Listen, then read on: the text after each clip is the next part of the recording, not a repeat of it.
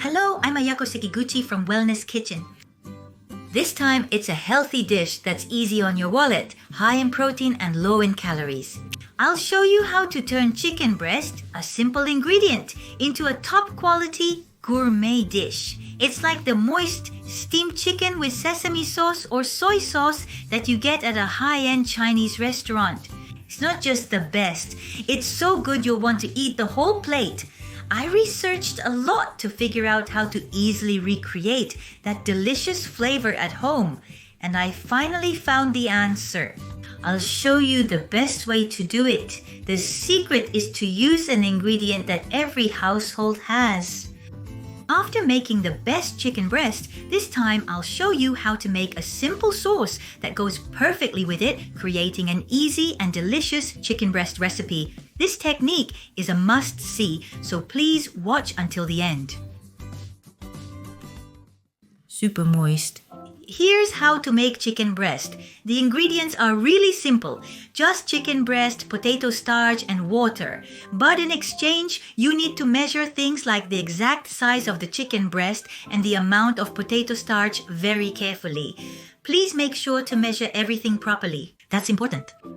This time, I'm using a chicken breast that weighs about 280 grams. Try to aim for a size between 250 and 300 grams. Also, you'll need 1 liter of water and 4 tablespoons of potato starch. Measuring the potato starch is also very important, so please don't do it roughly. Make sure to measure it properly. For example, this is 1 tablespoon. Make sure to press it down firmly and level it off so it's a proper flat tablespoon. Don't just scoop it loosely or carelessly. Press it down and level it off like this so you have an accurate measurement. This way, you'll get the full effect of using the potato starch in this recipe. Now, let's move on to the chicken breast, which is still in one whole piece.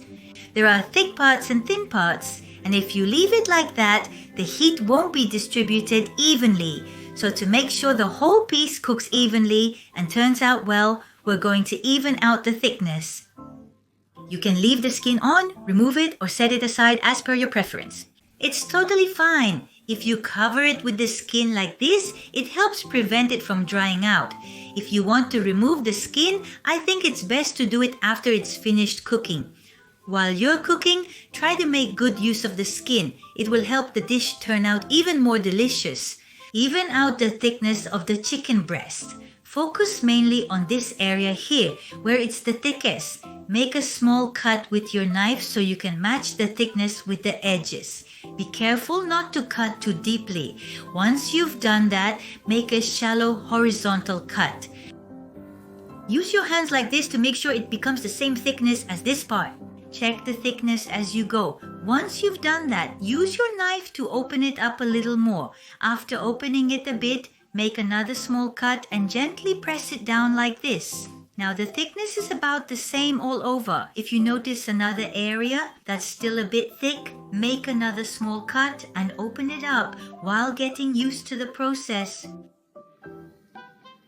Now the thickness is pretty even, right? If you leave it like this, when you heat it, the parts you opened up might close back up and become thick again. So it's really fine to just make shallow cuts, about 5 millimeters deep. Just make a few small cuts.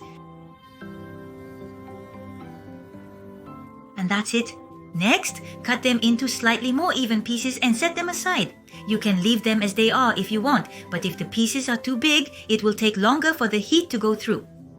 This time, we want to avoid situations where only the ends are a bit firm and the middle is soft. By cooking thoroughly from the ends, everything will be evenly finished. So cutting them into smaller pieces helps the heat go through faster and ensures everything is cooked evenly, which I recommend. Cut it into quarters.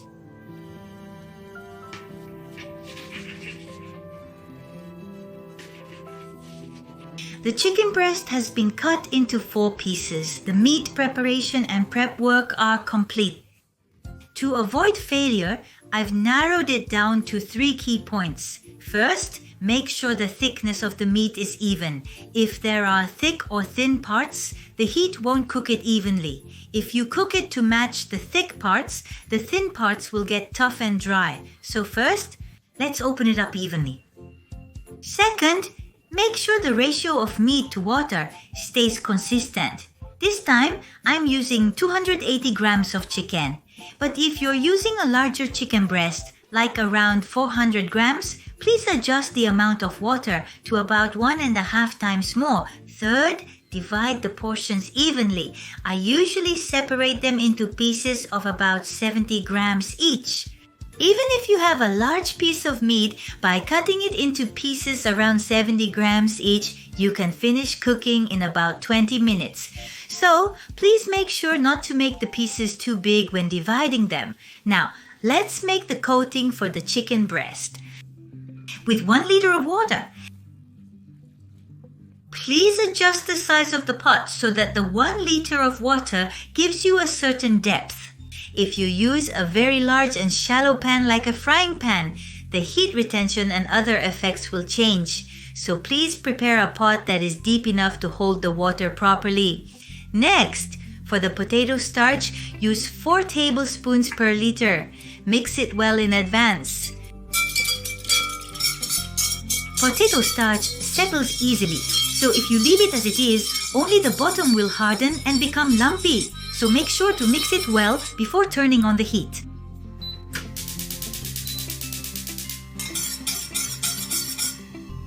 Oh, I forgot to mention one important thing. I talked about 3 points, right? There's one more. The temperature of the meat itself. For example, if you use meat that's half frozen, the starch mixture will cool down quickly. When that happens, the meat may not cook properly. So, if possible, it's ideal to take the meat out of the refrigerator and let it sit for about 30 minutes before using it. If it's still a little frozen, if that's the case, try letting it come to room temperature a bit before using it.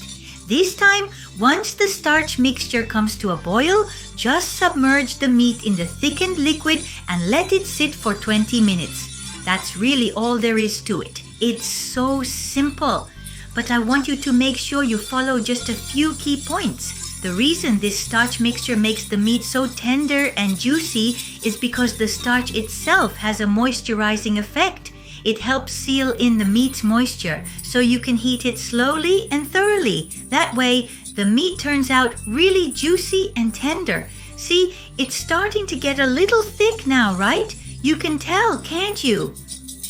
It thickens all at once, so don't leave the stove until the mixture is evenly thickened. Keep stirring well until the starch is evenly distributed and the mixture has thickened. And then it gets even hotter. We'll heat it a little more until it starts bubbling. Sorry for the interruption, but first, moisturizing effect of the powder. Next is the thickness of this powder. By using this thickness, it creates a heat-retaining effect. You know how cheap ramen tends to stay hot for a long time? It's the same principle. The thick gooey liquid from this powder has the characteristic of not cooling down easily. So the meat can be slowly and thoroughly cooked in a very good state. It's like half steaming and half simmering the meat inside this thick liquid. Doing it this way creates an ideal environment. Okay, now that it's bubbling, I'll turn off the heat. Then I'll submerge the meat and go ahead.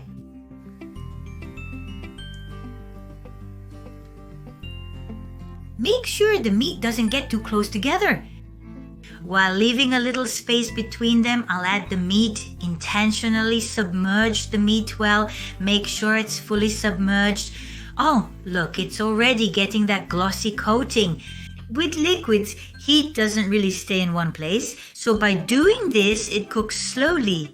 The meat gets cooked, and since it retains heat really well, it doesn't cool down easily. So it turns out really fluffy and in great condition, but if you leave it like this, it will cool down easily. On top, I'm going to place a sheet of kitchen paper on top. Yes, with kitchen paper, I'll gently press it onto the surface of the liquid like this, making sure it's in close contact. Then I'll leave it like this for about 20 minutes.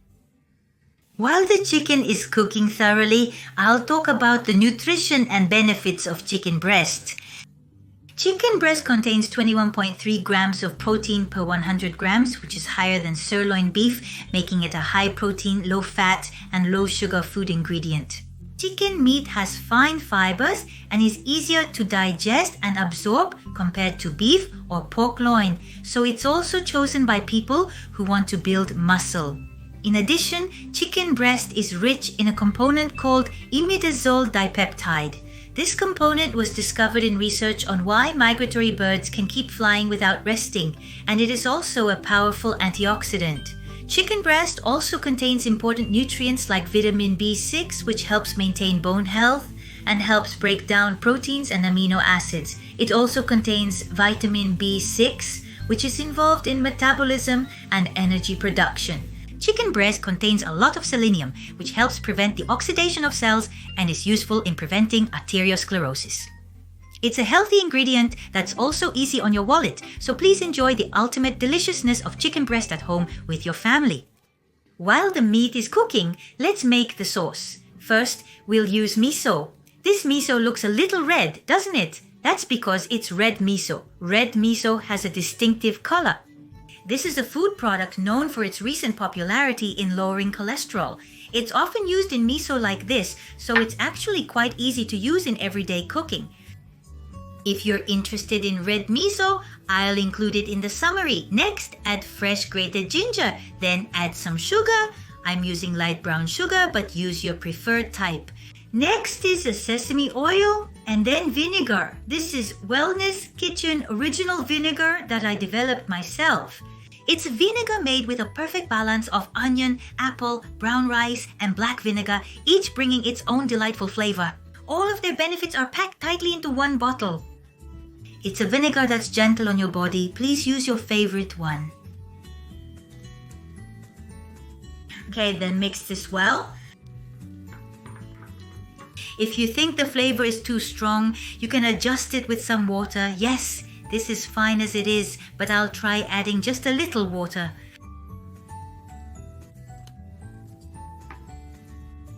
Just a little, it became milder. Okay, now the sauce is ready. It's done. Yes, and for the topping, this time I'm using green onions. You can use green onions or shiso leaves. Any garnish you prefer works. Cut it finely like this. Cut it into slices about 1 centimeter wide for the cracks, okay?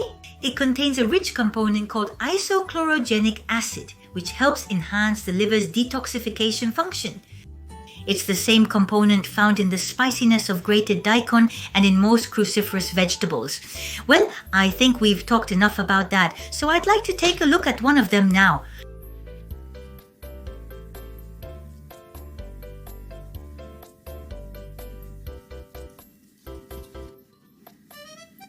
Yes, as you can see, it's nicely cooked and looks moist and just right. It really looks deliciously finished, doesn't it? Look at this! It's so juicy and the inside is still a little rare. If you think it's sweet, in the case of chicken, you also have to worry about food poisoning bacteria like Campylobacter. So in that case, reheat the juices a little and warm them up and then cook it a bit longer. As you can see, when you do it like this, you'll notice that very little juice comes out of the meat, which means it's a very hydrating and effective way to cook.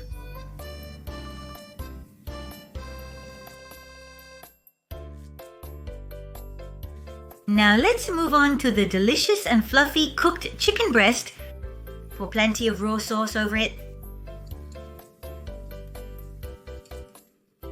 Then sprinkle the chopped green onions on top.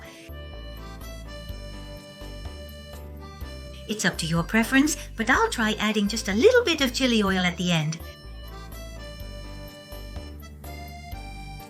This is raw miso sauce with farm-raised chicken breast.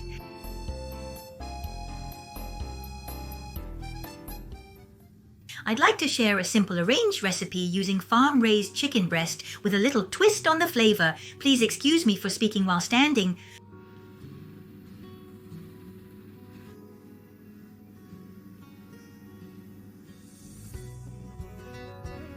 It tastes like a dish from a high-end Chinese restaurant. It's so moist and fluffy. I've recreated chicken breast and it goes really well with this raw miso sauce. I think you can use all kinds of different seasonings with it. With just this basic fluffy chicken breast, I hope you'll try all sorts of variations at home. I hope you'll enjoy it, so please give it a try. This time, it's a healthy recipe that's also easy on your wallet. I've shown you how to recreate that super moist, high-quality chicken breast you might find at a fancy Chinese restaurant using just regular chicken breast. By making good use of the water-retaining and heat-retaining effects of starch, you can really make it delicious with just a simple method. There were a few key points, weren't there? So please try making it just as I showed you. Thank you very much for watching until the end. Well then, let's meet again in another video.